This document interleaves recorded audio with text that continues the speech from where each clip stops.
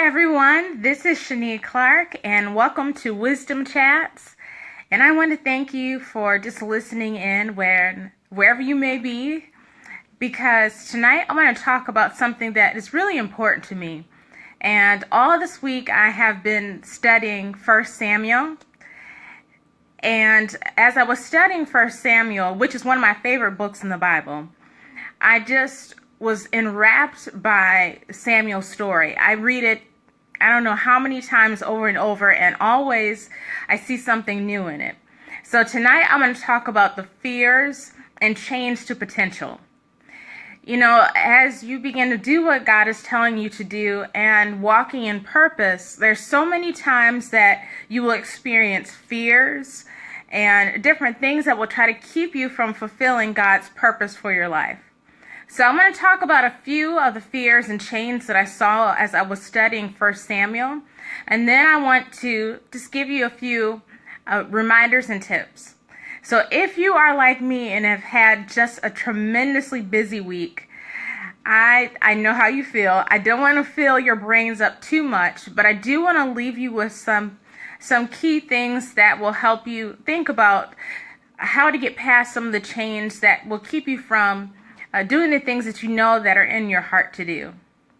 So first and foremost, when it comes to Samuel's story, what stands out to me about him is the fact that he didn't come into life easy, that he had experiences when his mother was praying for him. She couldn't have a child, and so when she finally went to the Lord and said, God, I will give this child to you if I have one, then she was able by the Lord to get pregnant. And when she got pregnant, she said that she was going to dedicate the child to the Lord, and she did. She gave him over to Eli, who was the priest at that time, and she really just released her child into the priest's hands to be raised.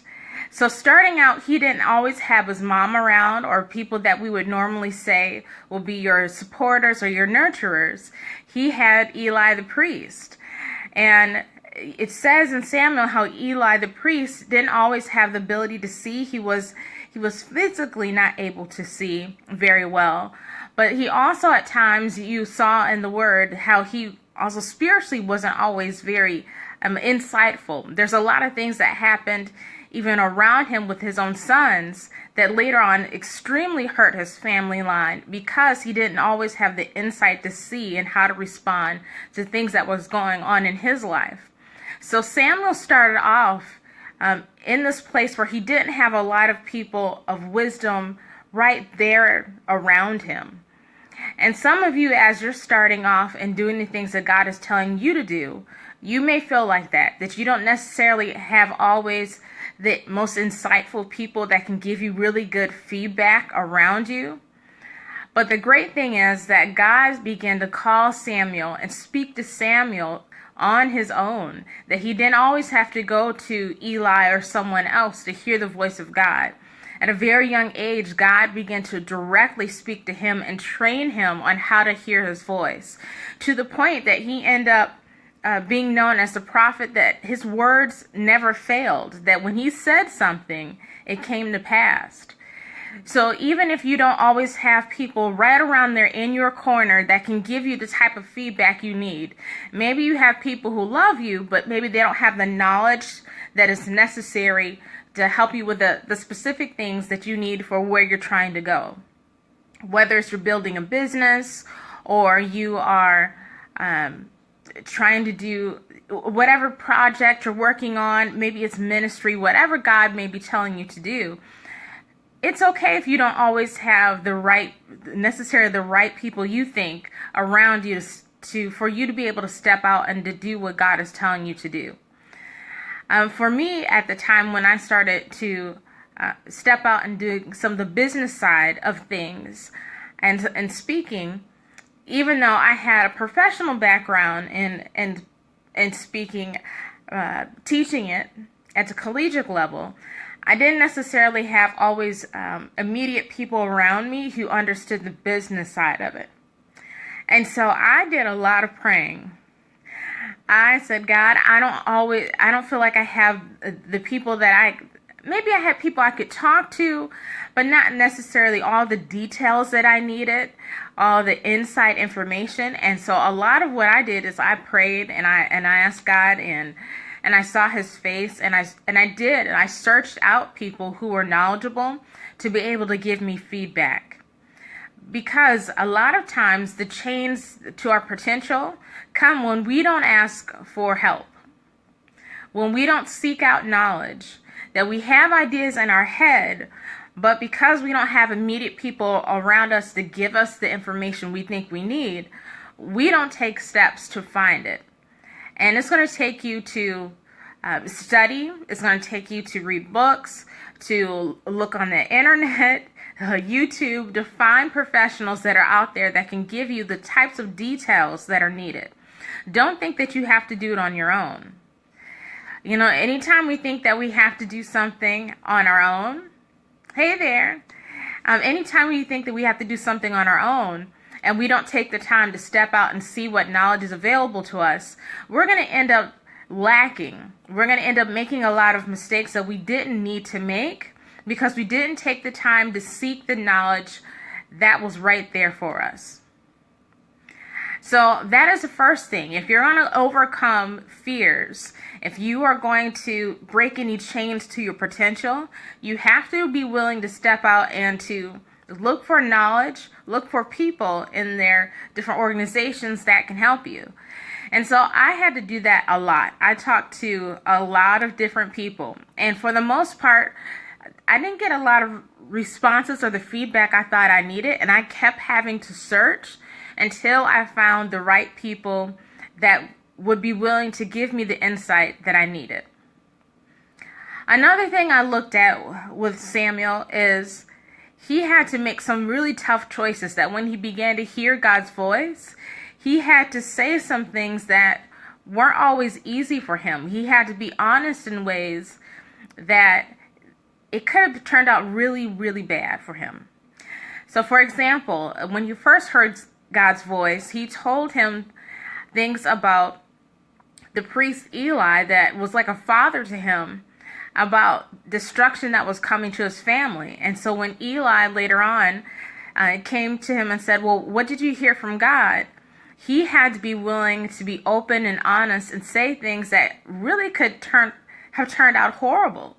I mean, think about it. The first time you hear God's voice and he tells you things that are going to happen to the people that you're very close to, and now you have to turn around and be honest and tell them.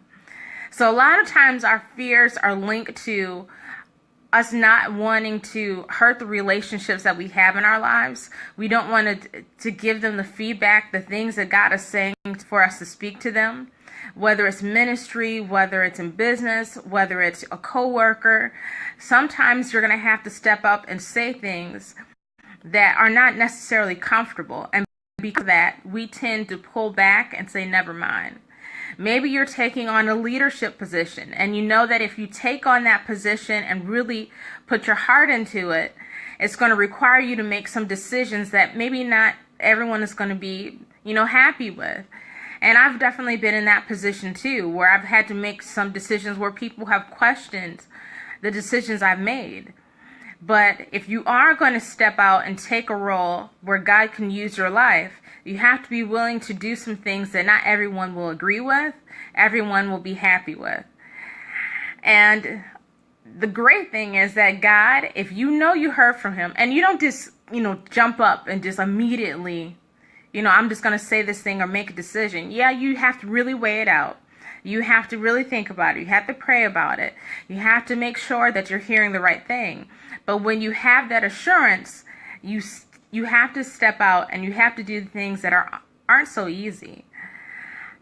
Another thing that I love about Samuel is he had the opportunity to have a complete heart and heart towards people, to be hurt by people to the point where he could have shut down and no longer used his gifts, his talents, his heart to feed back into people. When the children of Israel said they no longer wanted his family line to judge them, to govern them, to help make decisions for them as leaders, and they wanted a king instead, he had the opportunity to become so hurt that he could have said, forget everyone. I don't want this. But instead, he went to God and he sought God's face. And he said, God, what do you want me to do? How do you want me to handle this?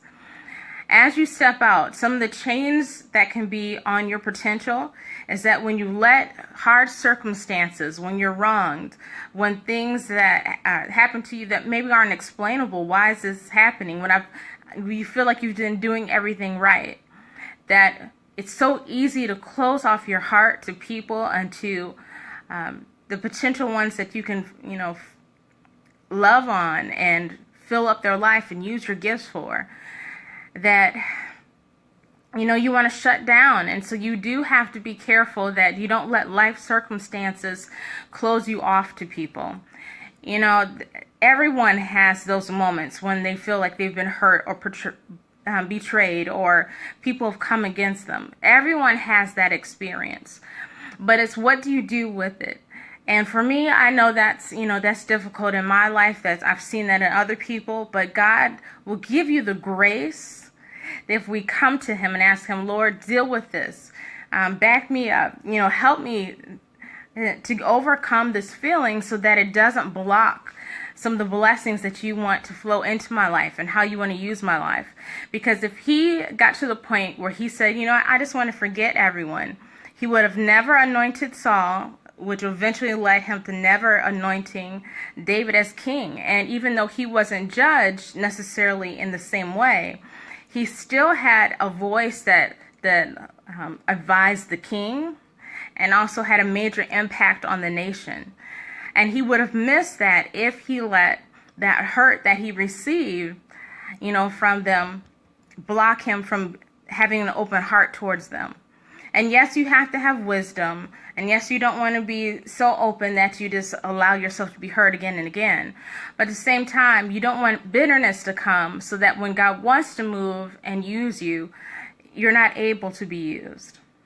And the last thing I want to share with you that can block potential, those chains, is being so fearful of your life that you're willing to disobey God to do what other people want you to do. When Samuel had to go and anoint David because Saul had disobeyed God, he was scared for his life. But he trusted that if he did what God told him to do, that he knew that God would protect him and keep him. And even when he had circumstances where Saul was coming after David and eventually would encounter him, he trusted that God would keep him, and he did, and he showed up in mighty ways. So I want to leave you with the thought that as you're stepping out to do things that God has called you to do, you're going to have opportunities to have fear. You're going to have opportunities to feel like you're all alone. You're going to have opportunities to feel like you don't have a sense of direction or where do you go. But it's up to you to take those steps to seek out counsel, help, whether it's people around you or people you find online, or you begin to look at other sources, that you don't let the hurts that people sometimes bring into your life get to you, that you just rely on God and know that he will help you to get through it, to have the grace, and just know that you're not going to get it perfect. It's not going to be smooth, but if you trust God, he will help you to overcome, to break those chains, and to do things that he has called you to do that you never thought you would do. So we trust God, we rely on God, and we know that in the end, he's going to keep us. So I hope that you have a wonderful night, and I have a ton of work to do, but I pray that God will keep you and bless you, and that you have a wonderful week. And until next Thursday on Wisdom Chats, 8:30, I will see you then, and have a wonderful week. Bye-bye.